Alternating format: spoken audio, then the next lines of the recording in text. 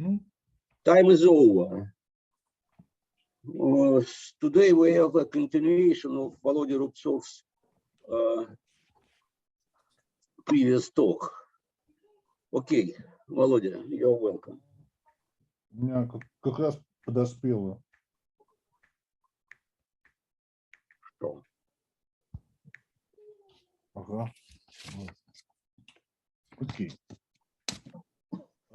So thank you very much for your invitation, and I will continue my disordered talk, and today I will be also very disordered, and I'm not sure that I will be able to finish everything which I supposed to tell. So I even slightly changed the title, because today my aim was to explain this, what is a master formula in the framework of multiplicative kernels, and some very simple and very nice interpretation of this multiplication property from the viewpoint of so-called hypergroups. And I'm very, very proud to mention here one of the best experts in hypergroup, Grisha Litvinov, who unfortunately no more with us, but I'm pretty sure that Grisha would be glad to hear how his favorite object appeared again in some in very unattended way.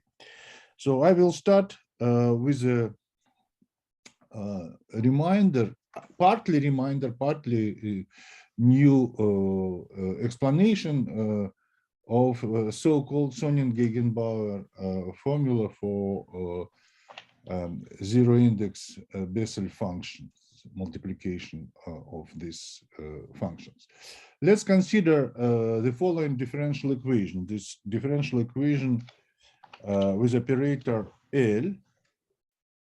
This operator depends on a cubic function f of degree 3 function with 0 free term, and with constant complex coefficients a and b. D partial means derivative over this variable t, and of course this operator, it is a partial case of operator which I discussed in my first talk when I spoke about so-called Kontsevich polynomials. With the help of this operator, I will consider so-called D2 equation. Why D2? Because this is a n equal 2 case of so-called Dn equation of Goloshev and Sienstra. I will not speak about it. These equations, operators, they are very important in the theory of Calabi-Yau trefoils and in mirror symmetry. So this equation is a spectral problem for this operator L. Lambda is spectral parameter, complex spectral parameter, and phi of t, solution of my equation. I will explain so-called recursive approach to this solution. Fixing my constants a and b, I will consider polynomial in lambda sequence of functions b sub n of lambda. This sequence defined as follows: b0 supposed to be 1, and then there is a 3-term recursive relation n plus 1 term expressed in terms of n's and n minus 1 with the help of this spectral parameter lambda, numbers degree n, and each polynomial in this sequence has the same degree like the index. and my constants A and B. So if we have such three-term recursive relation, then taking this polynomial like generating function, we obtain a solution of my equation L minus lambda of phi equal to 0. This equation is D2 equation, also known like a special case of so-called Apéry-Zagier and Becker equation. How it relates to my subject, multiplicative law? Let's introduce the numbers C sub k Lm. And these numbers, they will play a role of kind of structure constant in the algebra generated by these coefficient polynomials. Bk and Bl terms of my polynomial sequence multiplied with the help of this function in the usual way. We take a series and this CKLM is a coefficient in this series expressing as a coefficient in front of Bm. So Bk times Bl equal sum of Bm with these coefficients. If we take just polynomials in three variables, x to k, y to l, and z to m as my polynomials b, and take these coefficients, then this series can be written in the form constant b divided by square root of function p, which depends on x, y, and bz. So b is my constant. And this p, as I told last time, it is discriminant of quadratic polynomial, which you obtain if you subtract from our function f product t minus x, t minus y, t minus z. So this is a function of three variables, x, y, z, summing this series. And function p, it is, like I told you, is a special case of so-called Kontsevich polynomial. And what is zeta? Zeta. Who? Zeta. Ah, sorry, my mistake. It's not zeta, it's z. Okay. Yes. Now I remind also. So it was what I told you last time. I mean about these Kontsevich polynomials, and now I go to integral representation with which reminds this structure constant expression. I will define so-called residue, and with the help of residue, I will define the pairing in the formal infinite sets in T into directions, and this residue I will define as usual residue of this series x of t in the point t equal to 0, and this I will call the integral of xt. It's just a residue of this one form. Using this operation, I can define a pairing of two series, just a residue of the product. And with the help of this pairing, the formal series in T can be dualized and identify with series with polynomial in T minus 1, shifting by T minus 1. So it is just straightforward simplification. And using this identification and this duality, one can check that dual operator to D, it's minus D. A dual operator to T times D, it's minus T times D plus 1. And dual operator to T squared D plus T, it's minus T squared D plus T. And operator L, which we had, this operator L,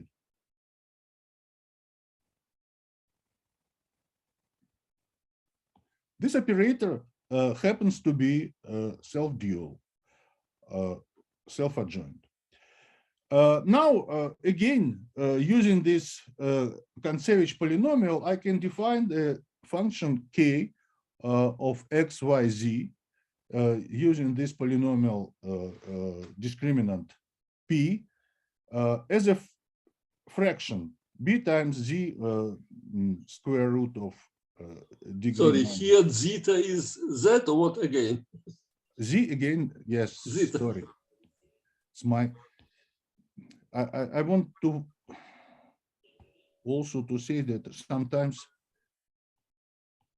I will write phi like this, sometimes like this. It is always the same. It's, I can do nothing with this. So the theorem, which is this direct computation, if we take our operator L over in variable x, applying to this function k, and then in variable y and in variable z, we obtain the same answer. So it is completely the same action of operators in x and y and z. And moreover, if we take instead of k one of square root from p from our discriminant, it is also satisfied to the same property. So action by x, by y, and by z, as all three actions are the same. I should also mention that this operation application L commutes with the transformation which you obtained by multiplication solution phi by t minus 1 and shifting, no, not shifting, but scaling argument of phi by b t minus 1. So if we replace phi of t by this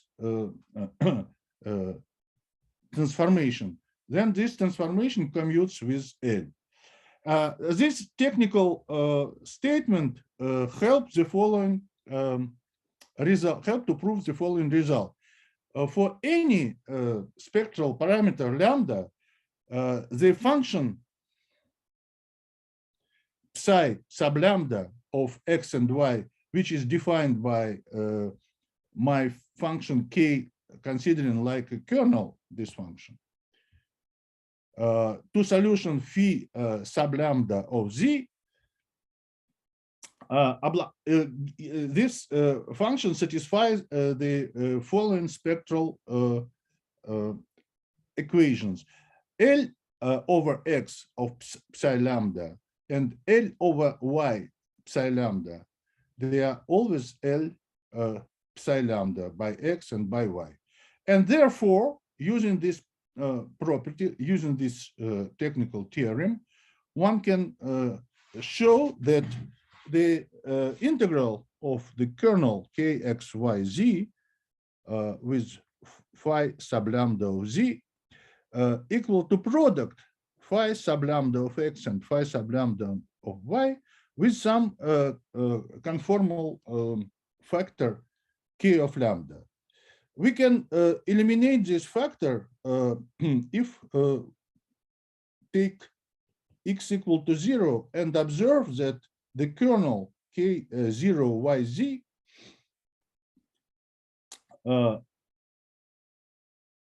satisfy this definition of my product function and conditions that if we take phi sub lambda in x in 0, it is by definition 1. Then this kernel with x equal to 0, it's a kernel which corresponds, as I last time I computed it, this kernel is defined by this fraction 1 over z minus y. And that it is just formula gives you by Cauchy integral that the conformal factor could be taken 1 using the Cauchy formula. And then it means that under conditions and with the property of this theorem, the integral of my function kernel kxyz equal to the product solutions with the spectral value lambda in x and y in this. So this is just my mentioned in my first talk example of multiplication theorem. And typical example, of course, I will show again you because it's very nice and very simple, so-called Sonnen-Gegenbauer formula for Bessel from this multiplication. Take the case when our constants a and b are 0. It's a very degenerate case. Then the equation d2 is a second order operator t to 3 d2 plus 3t square d plus t minus lambda applying to my solution of this spectral problem. Sorry, and why in the previous formula k of lambda is 1? Cauchy identity, Cauchy integral, you can write it for any k of lambda, simply k. No, if you use x equal to 0, then this guy is 1. And you compare it with Cauchy formula, and you can take k of lambda equal to 1. Why? But k capital, why it is 1 over z minus y? Sorry? Why the expression for large cap? Why the dependence of k capital? This I showed last time. It follows what? In my previous talk, there is a detailed computation. Okay, thank you. Mm-hmm. It's from it follows from this formula. Okay, thank you. Mm-hmm. So we take a equal b equal to 0, then we have our equation spectral problem like this. I want to warn you that it is not, strictly speaking, it is not immediately Bessel equation. But if you take the following change of variables, instead of t, you take this substitution minus 4 times lambda over x2, then you in new variables x, you obtain exactly Bessel equation. And solution of this equation, coming back to t, it is solution of our problem expressed in terms of zero index Bessel function in the point 2 times square root of minus lambda of t. It's a straight computation, not a little bit annoying, I want to say, especially if you are not very good in derivations like me. Then I spend a couple of hours to check it, but it is true. And then there is a famous Sonnen-Gegenbauer formula, which follows exactly from this theorem, that the product of two Bessel functions of index 0, it's a so-called n equal to Bessel. In the point k square root of x, k square root of y, it is an integral of the Bessel function in the point k square root of z with the kernel k xyz integrated by dz from this limit to this limit. And explicit value of my kernel of my function in this special degenerated case, 1 over square root of this quadratic polynomial, which I discussed last time.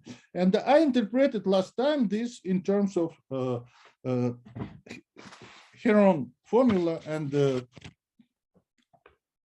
area of triangle with XYZ like triangle lengths of triangles lines. Now I want to give So another. it does mean that phi lambda is just the same as Bessel function, or it is phi lambda. Yes, yes. This phi lambda, it is just the same, like in this case, it is just the same like the Bessel function.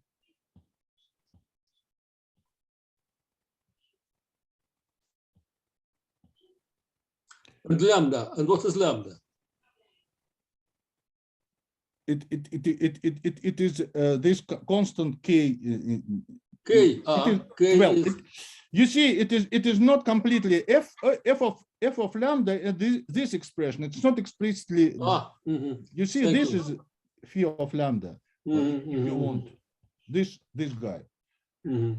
Thank you. And now I want just to make some reminder about hypergroups related to symmetric spaces and their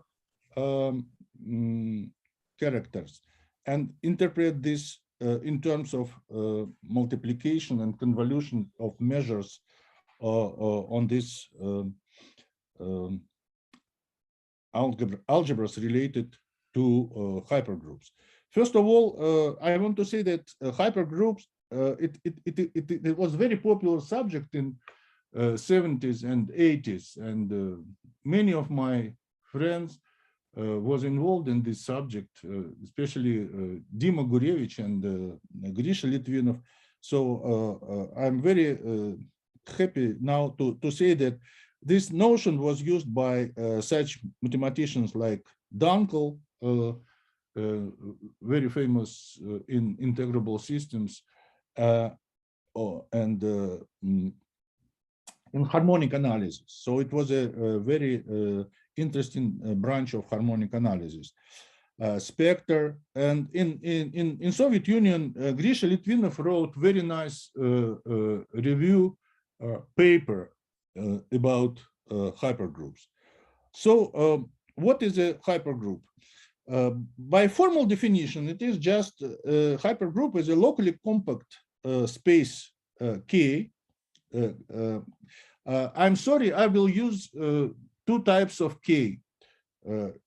K in the kernel, and also K, the similar K to kernel, I will denote compact subgroups. And the K calligraphic, it will be the space. And on this space, I will consider a set of Borel measures, mu calligraphic of this K calligraphic. Also, I'm sorry, it is just this guy. And the set of Borel measures can be considered like a star algebra, algebra with involution, with the following axioms. I just give at the moment formal definition, and after formal definition, I will use only one or two very, very explicit examples, which I think much more useful in this context. So the property of this measure sigma algebras are the following. First of all, closure.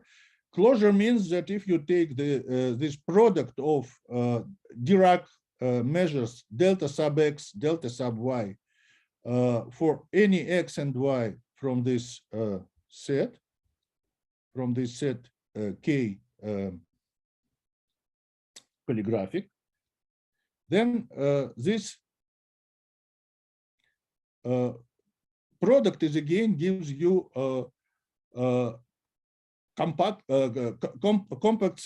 compactly supported probability measure, which continuously depend on the points x and y.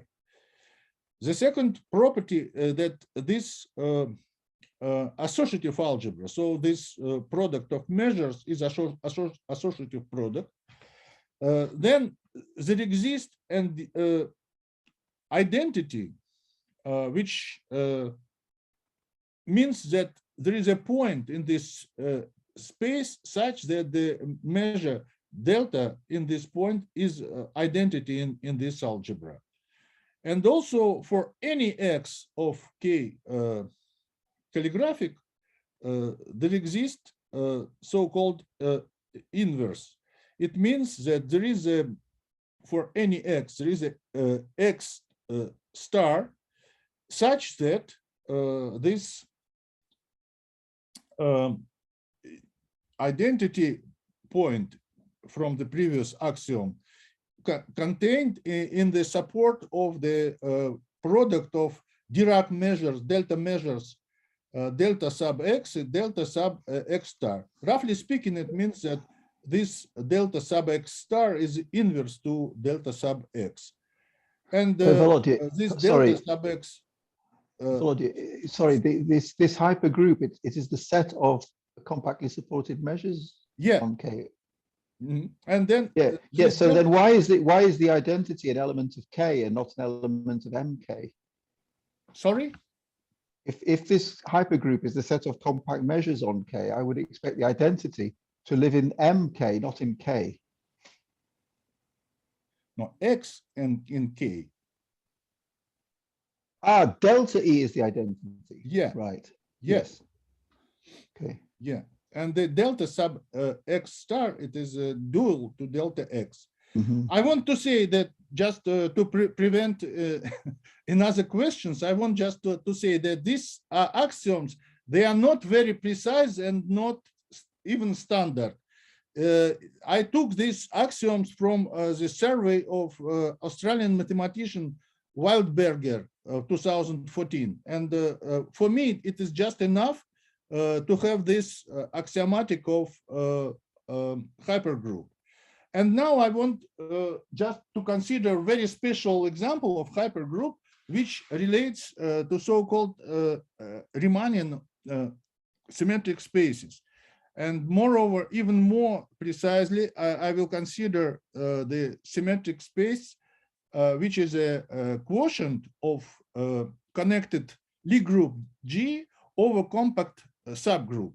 And with this symmetric space, always you can associate a canonical hypergroup K calligraphic of X.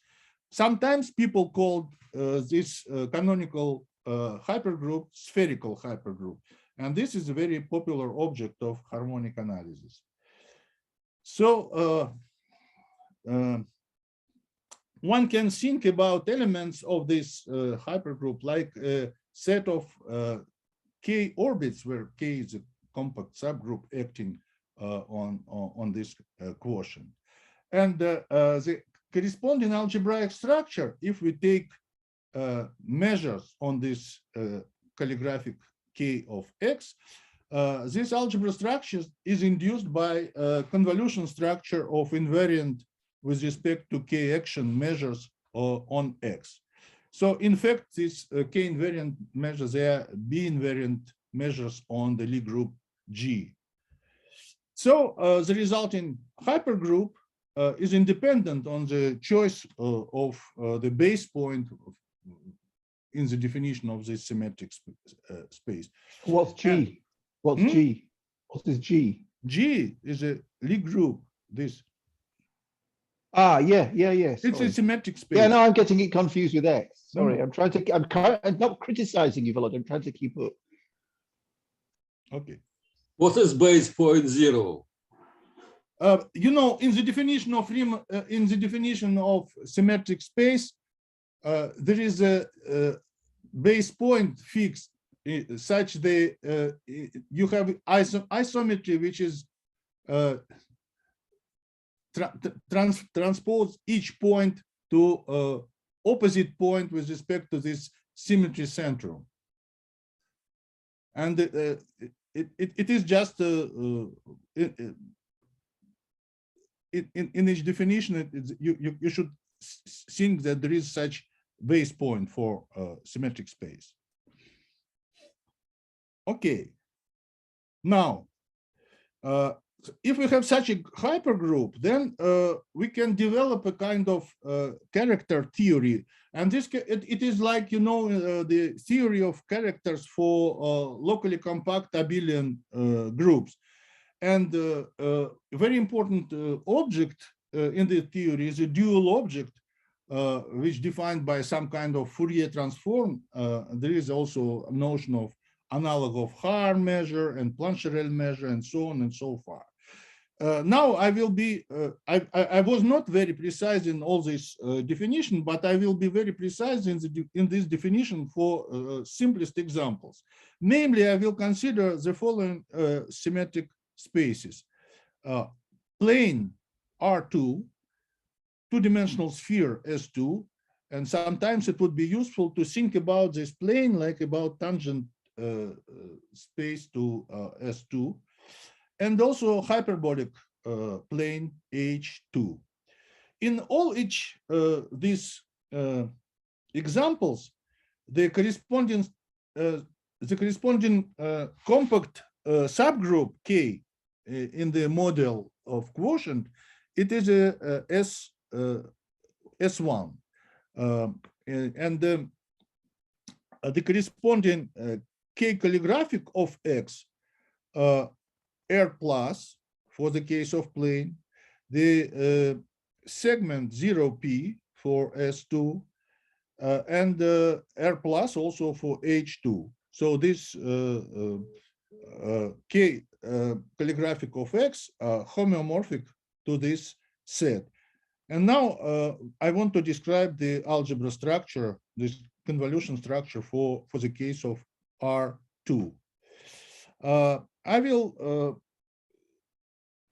consider two circles, and radius of this circle will be R1, and radius of this circle will be R2.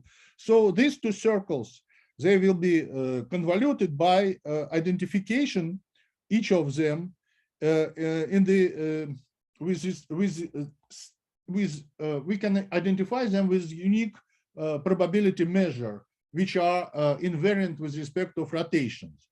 And if we take, for example, any point P on my plane, such that point has a length of distance length from the origin R1, which is a radius of the first circle, then we take point Q such that distance between P and Q is R2, and then we can ask, what is the probability density P sub R1, R2, depending on R, with R is our variable, such that Q has distance R from the origin O. And it is just on the plane, you have a very elementary triangle. So you have this origin O, you have point P with distance R1, you have point Q, which is a distance between P and Q, R2, and you're asking what probability density P R1, R2 of R for this point Q, such that this distance is R. And the answer, of course, you can obtain immediately in terms of the angle theta between OP and QP. And by so-called theorem of cosine, you have R square equal R1 square plus R2 square minus, well, it's just school geometry. From school geometry, you have that the element 2 times R dr, considering these variables like changing variables, it is expressed in terms of differential in theta angle. Due to rotational symmetry, this density P R1, R2, this density, probability density of R dr, it will be measure of the piece of the circle around point P with angle theta. And so we can consider small segment theta plus d theta, and this theta plus d theta has this measure d theta over p. Using this identity, we can express this d theta over p, supposedly that this r between these limits less than r from the triangle. Then the function PR1 r can be expressed like the ratio 2 times r divided by p 2 times r1 r2 sine theta. And this is, of course, 4 times p area of triangle OPQ. Then elementary computations with Heron formula, my hero of my previous talk, you obtain that this probability density function PR1 R2 of R, I'm again sorry that sometimes I'm writing R like this, sometimes like this. I can't do with this. It's my spontaneously, sorry. I'm not very accurate here. So we obtain this 2 times R divided by this expression. And this expression times, of course, chi of this segment modulo R1 minus R2 from this condition. You have this characteristic function, which is equal to 1 if you have R between 2 limits and 0 otherwise. So this function PR1 R2 defines convolution structure of rotational invariant measure on R2. So we can identify our circle of radius R and R with R from R positive. And so we have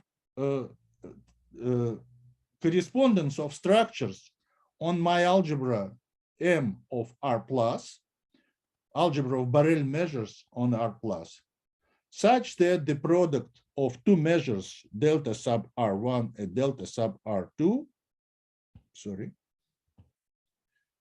it's my density times dr for two Dirac's measures delta Ri.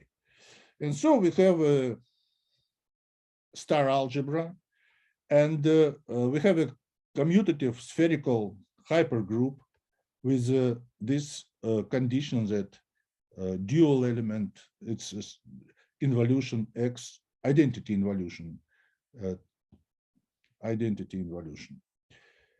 Okay, now what is a character? If we have such a hypergroup K calligraphic, then we have a character function on my hypergroup.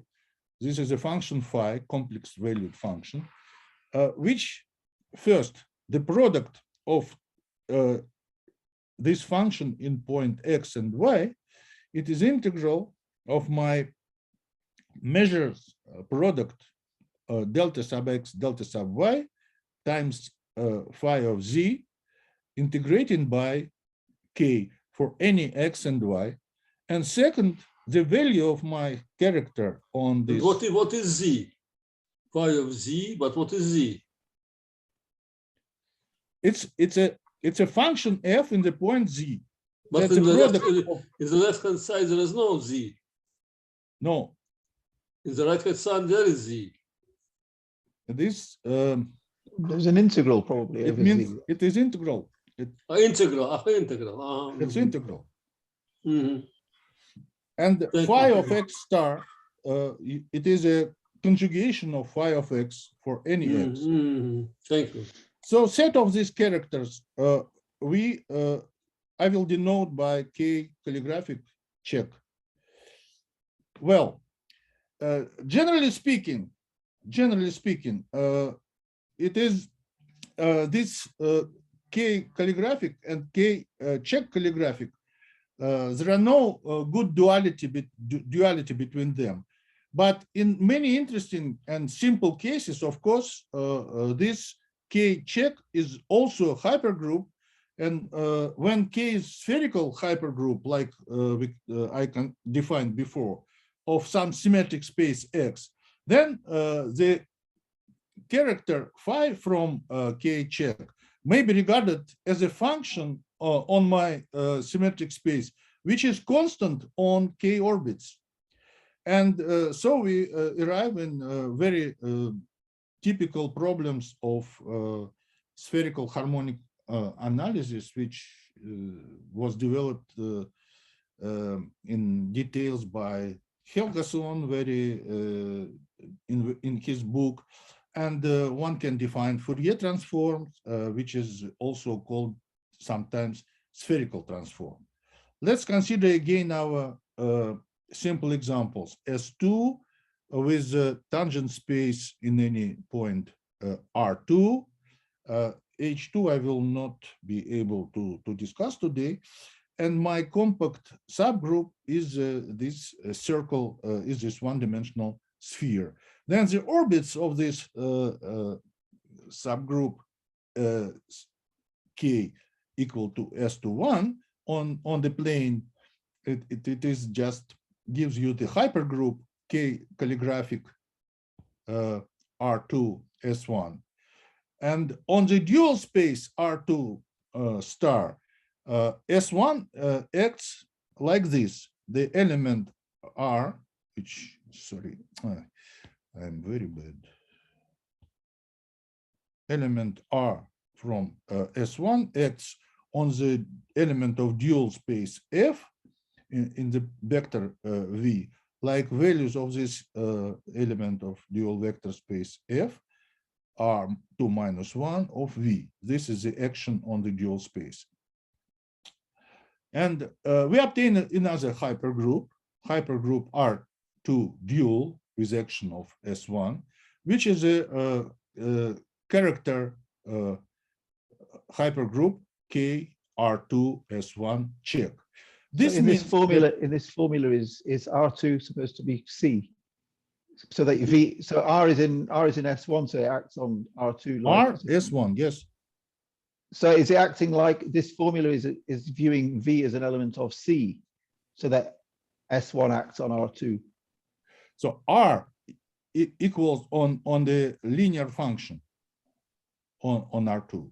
This Just F is a linear function on R2. Okay. Is it this means V is a vector. Is it a rotation then? Is that a rotation? Yes. Okay, yes. Fine. It's the same.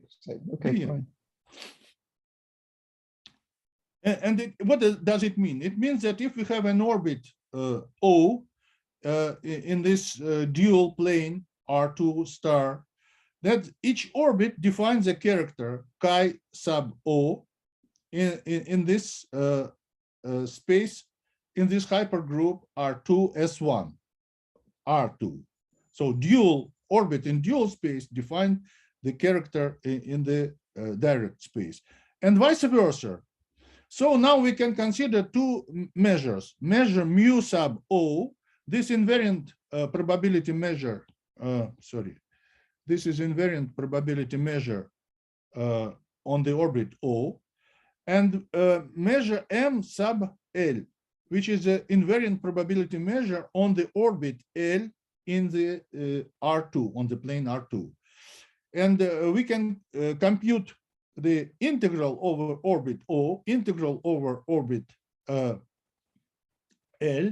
and compute a character sub O of L as this double integral of exponent EF of X, d mu L in X, d mu, it's a measure, integration measure for which correspond to mu, and this is integration measure which correspond to mu O in F and in X. And then if we fix choosing X0 in L and F0 in O, and using S1 invariance, then we can write this character of O in L, like integral on the orbit O. It's a Fourier transform in some sense, and it is Fourier transform in opposite sense.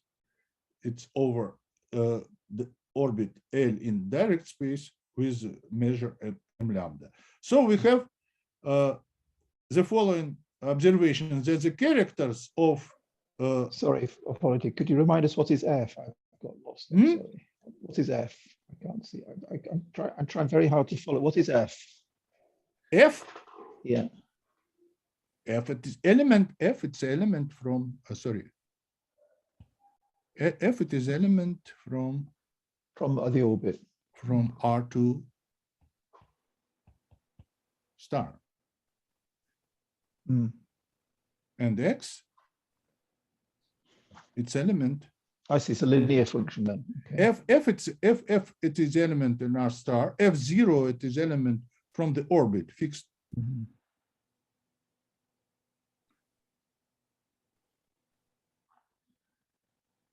Here. Okay. So you have two chi theta of L. You can express it in two different ways, like such integral and like such integral. This integral on the orbit in R2 and this integral of the orbit in R2 star. And here you have value of phi0 fixed in any x for L for this measure. And here you fix x0 for any f, and this measure on the orbit in R2 star. So you have duality with the help of Fourier transform. Now, why I am telling all this? Because now we can interpret our multiplication property like multiplication of these characters which correspond to this Fourier transform. Namely, we can identify these hypergroups with hypergroups of characters, and any character from this hypergroup can be obtained like a Fourier transform of element circle element C sub r in dual space with radius r.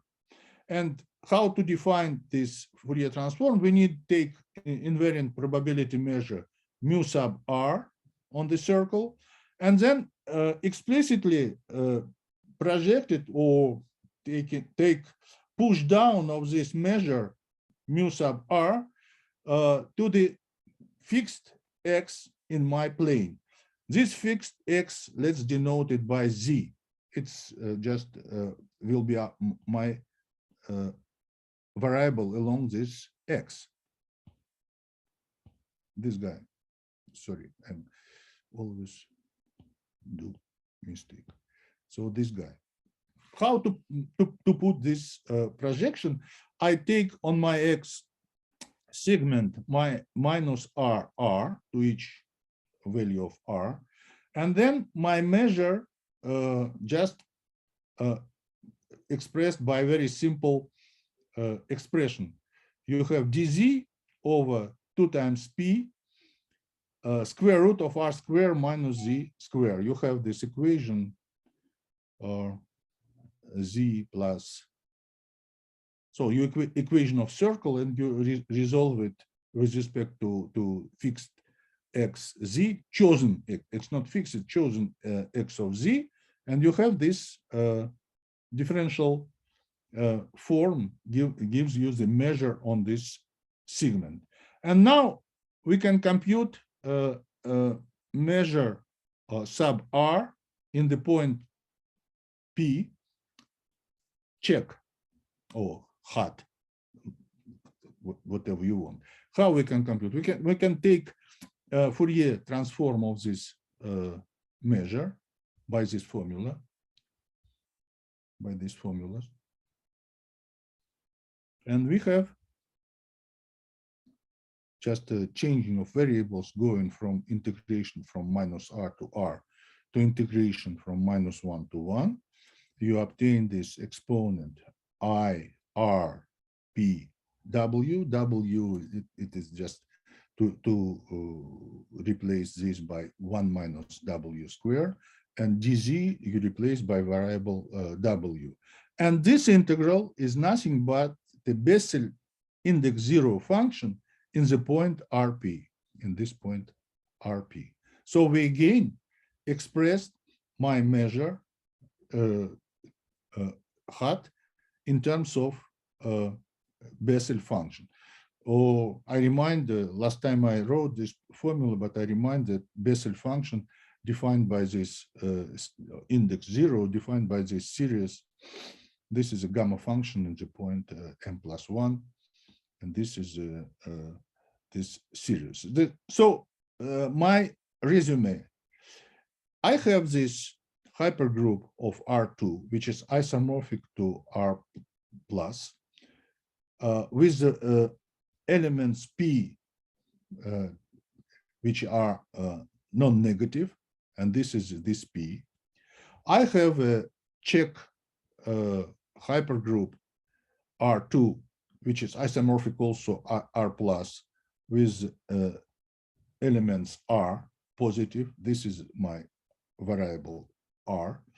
And for each R, small r from R plus, the corresponding character is my solution of Bessel equation corresponding to R and the point P. So it is Bessel G0 RP. So multiplication law for Bessel 0, which I explained from D2 equation, it is nothing but multiplication of characters for hypergroup. And you can write this FR1 times FR2 like my integral with the Heron formula. You remember this.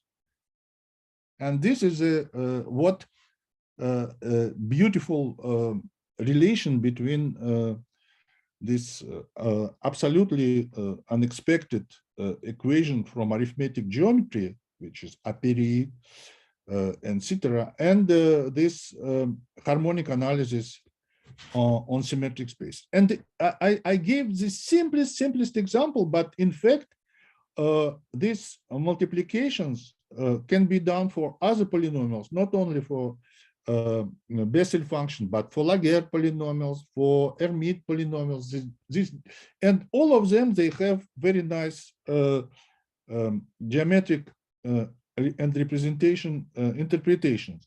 And of course, for all of them, you can write the corresponding differential equations. So this is a very rich area to extend the correspondence between differential equations from arithmetic geometry and representation theory. Now, the second half of my talk, I will speak about master formula, which is also a kind of empiric formula. We have some small examples of proven relations, but we don't have a general demonstration of master formula. And moreover, we think we're pretty sure that we don't need this general demonstration because it is more or less analogy with so-called spectral theorem. First, to speak about master formula, I will recall the approach of Maxim Kontsevich and Sasha Adelsky to this multiplication laws. They considered, I will take only one small piece of their work, and this because I just want to compare their approach and approach with master formula. They consider the sequence of polynomials. Each polynomial has index I, and the degree of the i's polynomial is I. First polynomial, which with index 0, it is 1.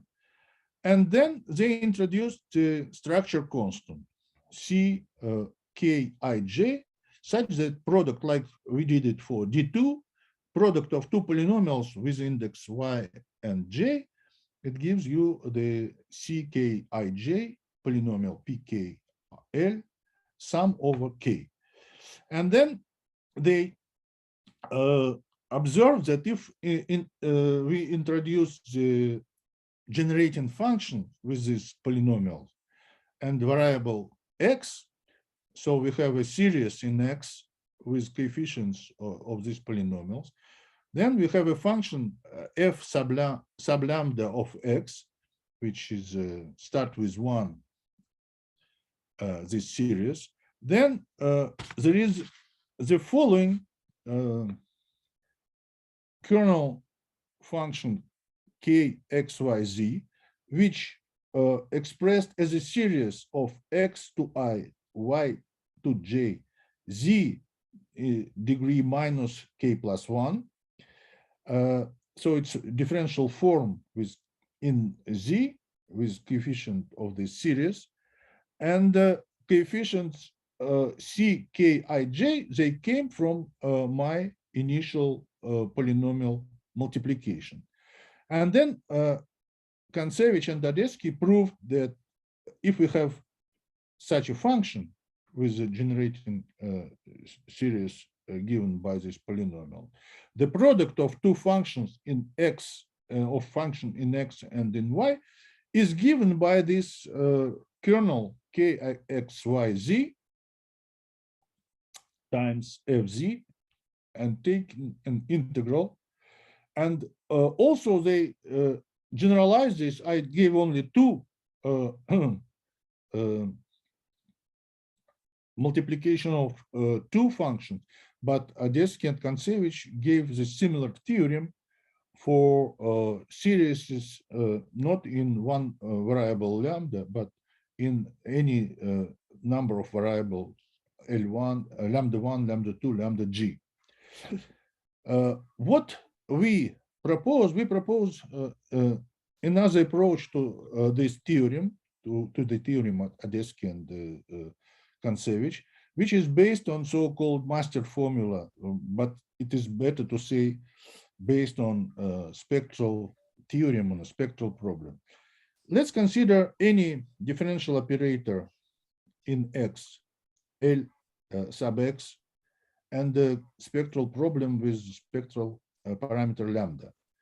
Then this approach, which we proposed, we checked that it is always work for rank 2 differential systems. It means that for differential operators of degree 2. And then also we assume that this differential equation has an analytical solution in the neighborhood of 0. Sorry, can't you come back and explain where is lambda in the previous integral, in the integral which was before? Can you more loudly, please? But there was no lambda in it. What happens with lambda? In formula previous, in this formula, yes. What is the dependence of lambda here? This p I sub I, they depend on lambda, and these coefficients c, they depend by polynomials which depending on lambda. But c are numbers. C does not depend on lambda. Yes. C are numbers, not dependent on lambda. Yes. C. No. But it's k which independent on lambda, but c. It enters from the products of polynomials in lambda. No, I think C should be independent of lambda. Yes, but C doesn't depend on lambda. Yes, I don't think it should. I don't think it should depend on lambda. Who? C should not depend on lambda. C should not. No. It doesn't depend on lambda, but it defines by the product of polynomials. I see. But what happened with lambda in the formula? In this is F depends on lambda, yes? Yes. F depends on lambda. F depends on lambda. Okay, thank you. No, F depends on lambda, but not C. And here, what we suppose that the solution, which or regular or with maximal unipotent monodromy in the neighborhood of x1. We can always choose a solution phi sub 0, which depend on lambda on x, which starts with 1, and then the series with polynomials p sub I of lambda like in the generating function of Adesky and Can you Kontsevich. come what solution of what equation? This one. This one. Yeah. Lx. L is the second order differential Okay. operator. Thank you. And we assume that this operator always have such a good solution. And then there is the following spectral theorem. We can, instead of lambda, we can put in the polynomials our operator, say, over variable y. And taking this operator polynomial, applying to our function phi 0 lambda y. And then spectral theorem says that it is a solution of spectral problem with the same eigenfunction phi sub 0 and eigenvalue, which is a polynomial lambda. It is just a formal substitution instead of lambda, this operator. And then this eigenvalue lambda replaced by eigenvalue pi of lambda. And this operator L is a polynomial coefficient. What are coefficient of this operator L? This operator is a second order polynomial coefficient operator. Polynomial coefficient. Yes. Any polynomial. Polynomials which yes, for some class of polynomials, say, like this Apéry-Zagier-Becker polynomial. It is the polynomials of type Dn, not for any, at least we have checked it for some class of polynomials. We just want this replacing spectral parameter lambda by operator, and then this parameter replaced by polynomial eigenvalue. So it's an empiric master formula which we have taken phi 0 of Ly in the point x, applying to phi 0 with parameter lambda of y, then we obtain that it is equal to the series of in x with coefficients operator pi Ly applying to phi 0 lambda y. Or sorry, can't you explain for what class of operators it's valid? How to describe this class of L? No, not for all, but for what? Last time I described some special class, and for it's it's not so easy. But some classes one can one can check that for some classes it's true. It is a kind of empiric observation. For some classes of interest in polynomial, it is true. Well, for constant coefficient polynomial, it's surely valid, but of course, no, you will see that it is even for very simple polynomials. Of course, you can directly check it. I will show it immediately. For example, let us again. I will repeat what I explained last time. Let's consider polynomial. This simplest spectral problem like this. GDEq of psi equal to lambda psi. Then we have an analytic solution in the neighborhood of 0, and this analytic solution is given by exponential function.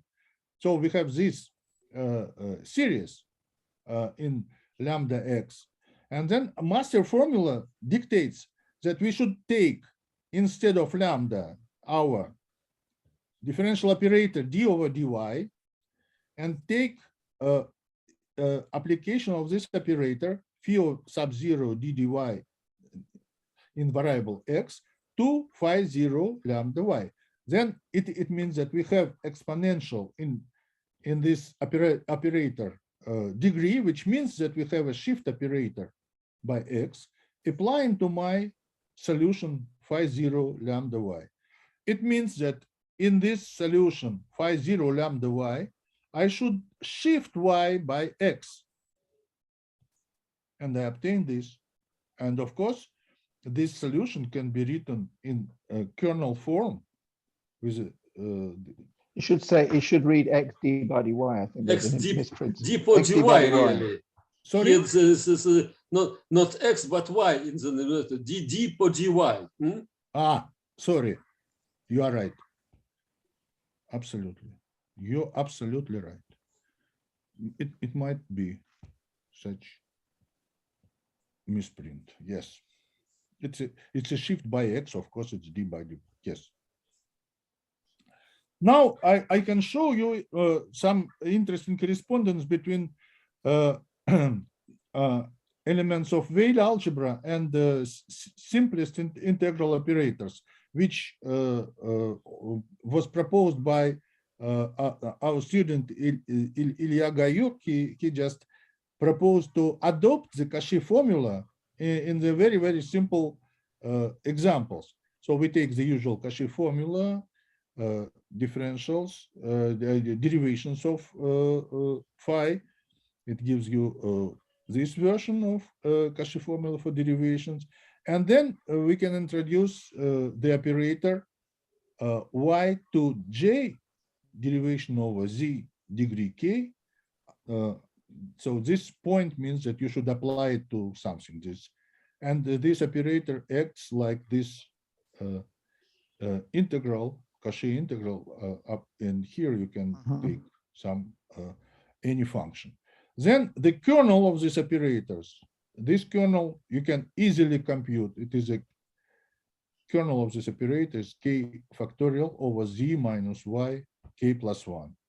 Then very straightforward computational lemma gives you that if you have composition of two such operators, the kernel of this composition is a composition of kernels, and you can obtain this in this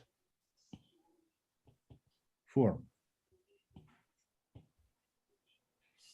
Also, it is easy if you have a differential operator L in Y and you want to compute a kernel. It is the same like to compute a composition of this operator with 1, and this means that you have this operator L in Y applying to the kernel of 1. A kernel of 1 we knew it is just kernel of 1 over z minus y, like we saw it before. So this kernel of this operator, it is this operator applied to 1 z minus y. This is again a version of master formula.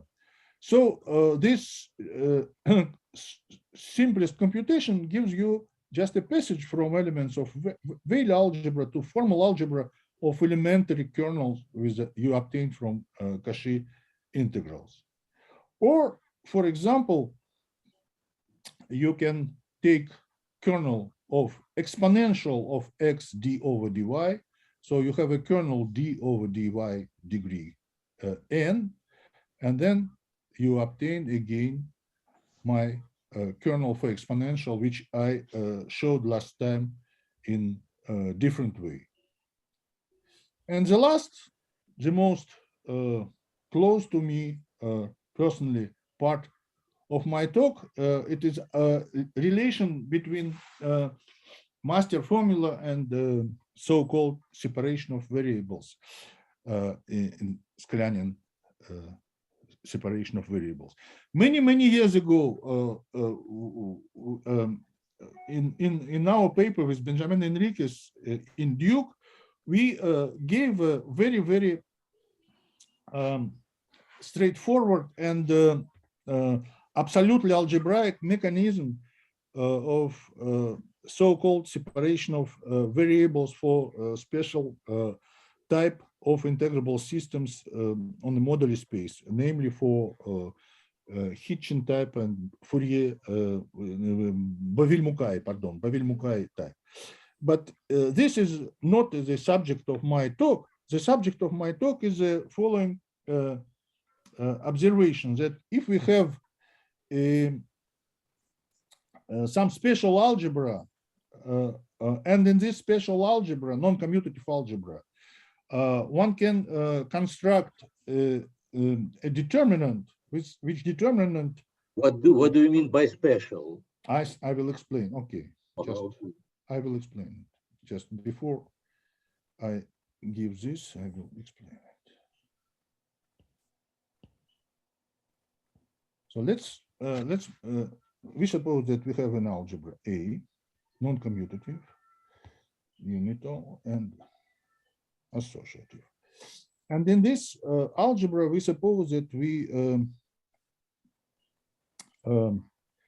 for any non-zero element, we can define or left or right.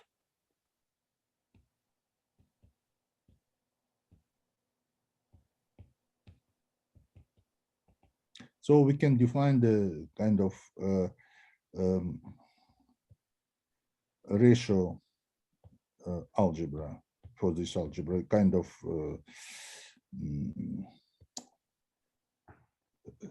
let's suppose that for simplicity that we have a skew field. So we can, in this algebra, we can go to inverse. So we have a fraction, analog of fraction algebra.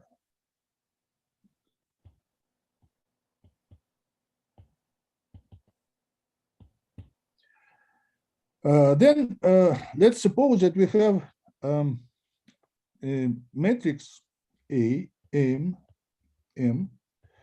and this matrix M have such property that it is better to even to suppose something more elementary. Let's suppose that we have n subalgebras.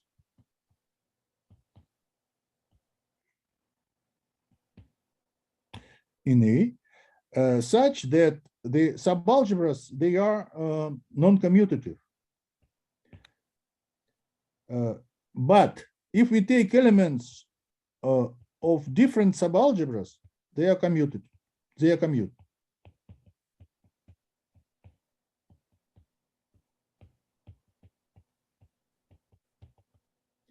And then if we have such n subalgebras, then we can take a matrix M, and if we have elements in each row taken from the algebra with the first index number,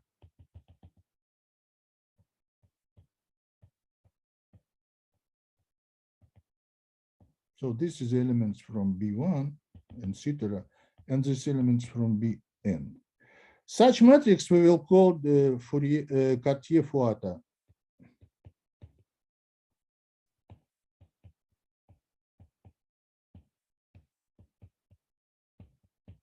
And for this matrix, we can define a determinant in the usual way.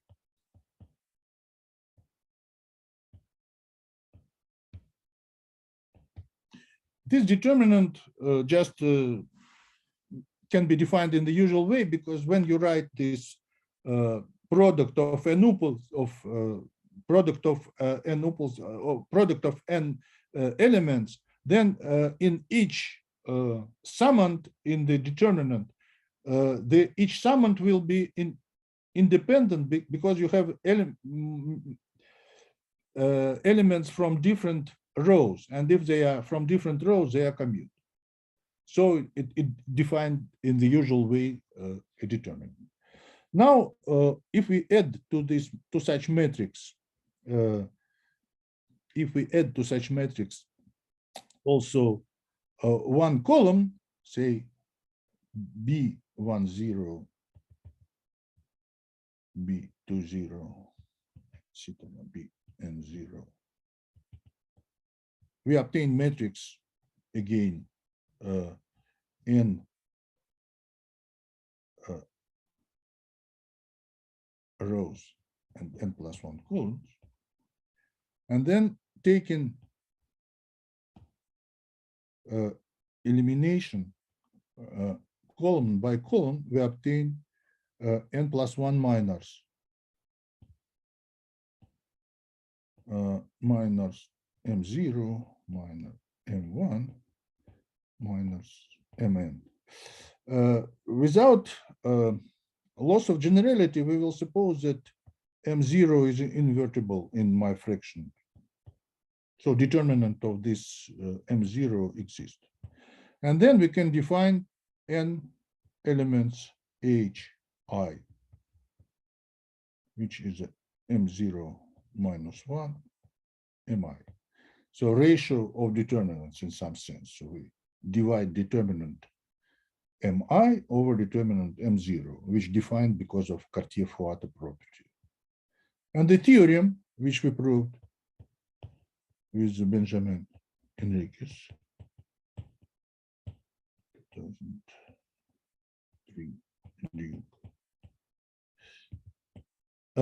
The theorem is the following. You can prove that the hi hj equal to 0.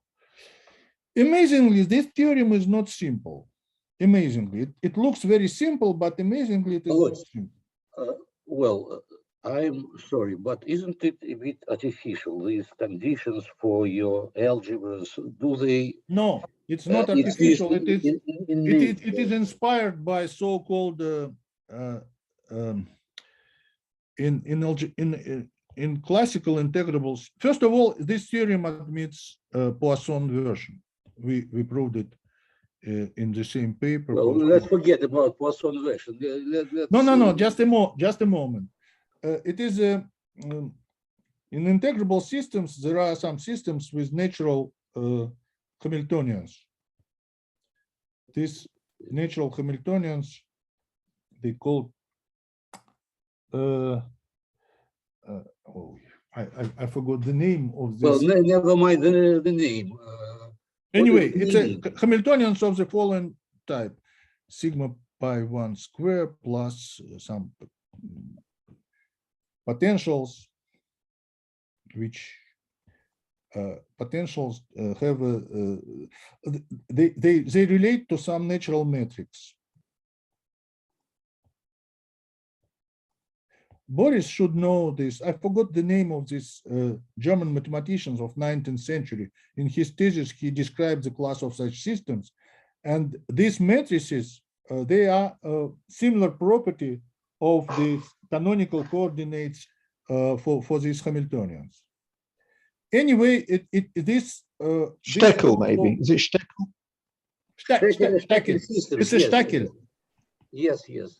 And what? Huh?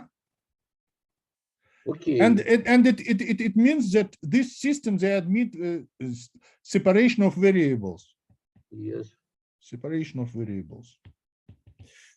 It is a long story, but what I want to say that we prove with Benjamin this theorem, exactly such property you can obtain in the following problem. Let's consider special differential operator of order 2, this special differential operator of order 2, this guy,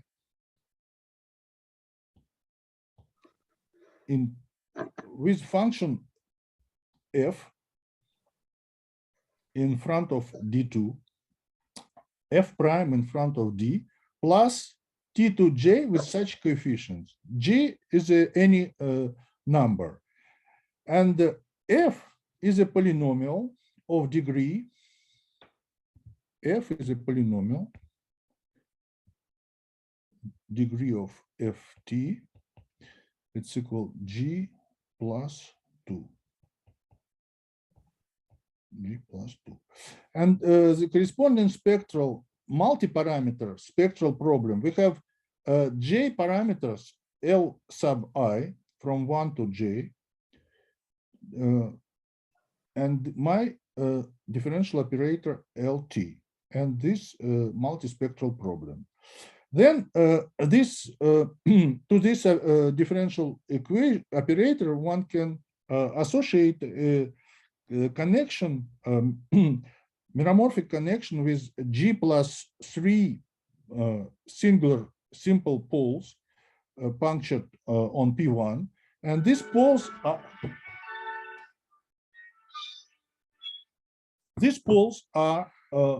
in the points U1, which are zeros of these polynomials, in 0, in 1, and in infinity. So you have G plus 3 punctures.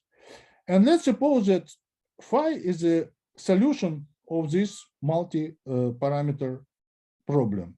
Then we can consider the following function. Take this solution in the point x1, in some points x1, xg, number of g corresponding to this g. And then we have a g parameters lambda 1, lambda g, which are here. And then define the function. Sorry, solution of what equation? Sorry? Phi T is solution of what equation? This one. This one.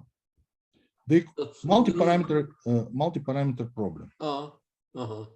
And then we define this big phi as a product of this small phi's in the point x1, xj. So we have multispectral, multi-parameter problem. And then we can define the following set of operators. M calligraphic, which defined by this x1, xj, like a sum from 1 to j, a product t minus x sub k, product, this is a square of Vandermonde, and here my differential operator on j's variable. So I taken by all j's from 1 to g. So such operator, I forgot to say that we should take the nominator in t equal to 0. So if we have such set of operators, then they satisfy to our theorem with Benjamin. These operators are a ratio of determinants of Cartier-Fuata matrix. It is not evident, but it is possible to check, and we have such formulas in our paper. Then these operators, they are pairwise commute. If they pairwise commute, they have joint eigenfunction, and this joint eigenfunction with a joint spectrum lambda I, which are our lambda i's from this multispectral problems. And big phi, this joint eigenfunction, this is this product of this solution for small phi. For example, if we have g equal to 2, we have 5 singular points. It's the first interesting case after 4 points on sphere. So it's a corresponding connection. It's called so-called Garnier system. We have 2 poles u1, u2, 0, 1, and infinity, 5 singular simple poles. So my commutative family in this case is just 2 operators, and they are very explicit and very simple. The first operator, it is L sub x, L sub y, this second order operator in x and y, with coefficients y over x minus y, x, y minus x. And second operator, it's from our formulas with Benjamin, easily obtained. So we have this quantum Schlesinger Hamiltonians for this 5-point Garnier system. What is a link to previous master formula? If we take our solution at 0 phi, then multiplication formula for x0, x1, xj in j plus 1 points with parameters lambda 1, lambda j can be written through some generalization of kernel. Now we have a kernel of length j plus 1, 1 to j in x, 1 to j in y, and x0. X0, it is a choice of my initial solution. Then we Sorry, have can't you show once more the first equation which defines this? this one. Is it the first one which defines this? Yes, This one. this one. Thank you. Thank you. Mhm. Ti minus 1. Thank you. Thank you. Well, Volodya, sorry to, I also have a question because I'm a bit lost. so we have just a expression of this product of j Volodya, plus 1 tell me function this integral should involve through the kernel with big phi. this integral must involve an integral with respect to y, right? How to get it? We can use the master formula in similar way. We can I'm just put asking instead of, why is there no dependence on the kernel on the Sorry? integral? Why is there no dependence of k on y with you differentiate? You're integrating with respect to y, but why the kernel doesn't depend on y? no, K doesn't depend on y. Why not? it depends. Why? It depends On y. on y here. It depends on y1 up to yg, but it doesn't depend on y. You're integrating over y, right? Oh no. No. So phi y lambda bar is just a constant in this integral. It's a phi y. Phi y1. Sorry. Y1, Sorry. phi Yeah. yj. I thought it was a all. comma. Sorry. And then it is a product of y1 yj. I'm sorry. I thought it was No, a it's comma. okay, It's a okay. very stupid question. I'm sorry. And then you can put just to get this product, you can put this function big phi. How to get it? You can use our operators with Benjamin, m1 mj, put in phi instead of lambda, apply to big phi in xy xj, and you obtain the operator, or this operator phi with operator mu1 big m1 big mj with x0, applying to the product, because this big phi is a product, and you obtain the product which depends on I forgot to write that this kernel, it's a polynomial kernel which is polynomial in x0, x1, xj, and it is polynomial in this small variables, rational variables 1 over x1 minus y. It is because of the similar formula I showed you for small kernels. And this is just first observation, but we hope that such arguments like we have with Benjamin for, so this is true only for order 2. For order 3, we still don't know how to apply the separation of variables argument.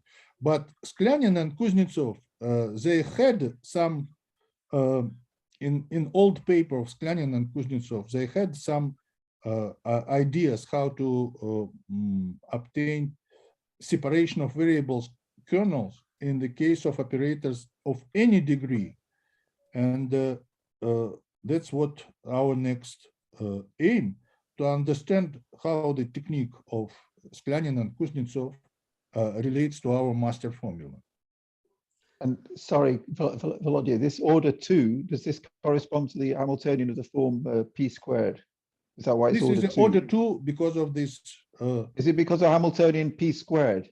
It's quadratic in momentum. Yeah. it's a big order 2 because of this. No, and also because because the Hamiltonian system which it relates to in the separation of variables is Steckel story. No, I don't understand which Hamiltonian system. Sorry. Well, And you what already is mentioned. normalization of this eigenfunction?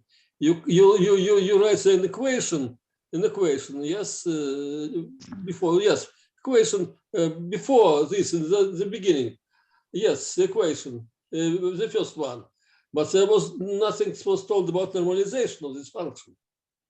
Psi, the equation of psi before. Mhm.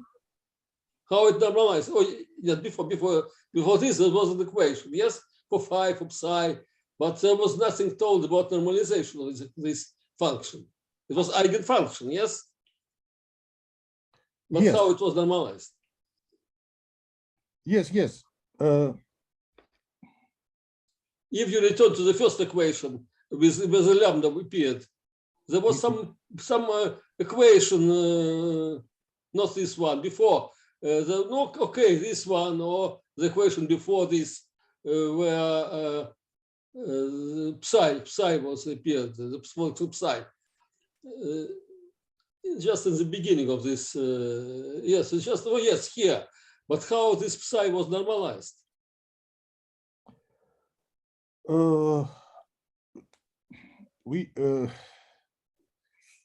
Well, you should impose some conditions again of behavior in the vicinity of t equal to 0 and on this phi. I just probably it should be like, Or maybe also, t equals infinity. or regular or maximal unipotent monodromy. This should be sufficient. Like what? Maximal unipotent monodromy. It's a condition on the behavior of this solution in the neighborhood of t equal to 0, which implies very strong implication on the how to say this, on the type of fundamental solution of the system. If you write the corresponding GL2 system, differential system, then for this fundamental solution, this condition impose some special property. I don't remember if I discussed it last time when I spoke, but I'm sorry, probably I should stop now. It's too. But if you want, I can speak about this separately, about the this condition and how it implies on the property of solution. It depends on the participants. If there are people who want to listen further, we can proceed in some time. It depends if you want, but I need a special talk for this. Not. Yes, of course, not now. Not now. Sure. Okay. I'm a little bit tired. I'm sorry. Okay. Okay. Thanks a lot, Volodya. I understood nothing, but maybe I'm not the wisest. No, you understood nothing. You shouldn't understand. It is just a set of facts which we don't understand in. I don't understand why. I don't understand how. But do you put this? This is my property. This is okay. Do you put these notes somewhere, Volodya? Can we download them? Sorry? Beautiful color. Can we get hold of these beautiful colored notes? Yeah, of course. It will be on. It will be on our. I never found this. I never found this site, but I probably can't find it. Well, I will look for it. I'll understand. It's okay. I will look. I will find it as long as it exists. Maybe if I'll just write it if necessary. Okay, great. Yes, and I hope that we at some moment we will write something. We at the moment we didn't even start to write. You know, it's only some computations, and when we will write more or less readable text, of course, I will be happy to share with you. Okay, do you have remarks, questions? If not, I say goodbye, and the next time we meet, as usual, on Wednesday, 7, but we meet physically at the event, those who can. But I have a question, Joseph. Yes, you are welcome. What? Because we had a preliminary talk before. Does it mean that the seminar will stop in 2 weeks? Well, I have no program, and I will be absent starting from 19th of April till the 1st of May. And after the 1st of May, we shall proceed. So you will have no internet. Well, I'll be, how to say, it is my vacation, and I will want to have a break in my scientific activity. That's all. Concerning internet, I hope that I'll have it, but I don't know for sure. I think I will have. At least mail. The meeting will be next week, right? So next week, on 13th, we shall have a talk by Valentin Lichagin in the auditorium. Next meeting will be 13th. 13th. So today is 6. So 6 plus 7 is 13. So we'll meet on 13th of April. Yes. Все, спасибо, всего доброго. Thank you. See you. Thank you. Bye. So I should share with Alec this. Yes, please send Alec the file.